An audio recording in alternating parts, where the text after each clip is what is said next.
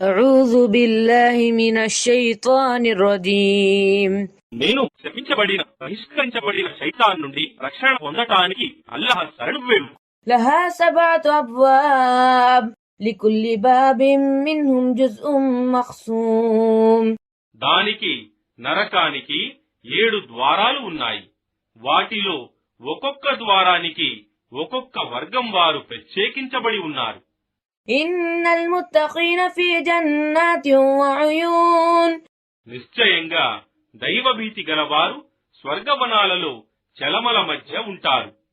ادخلوها بسلام آمنين వారు శాంతితో సురక్షితంగా ప్రవేశించండి అని ఆహ్వానించబడతారు.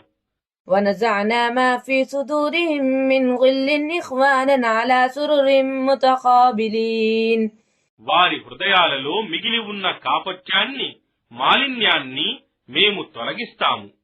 వారు సోదరుల వలె ఎదురెదురుగా పీఠాలపై కూర్చొని ఉంటారు.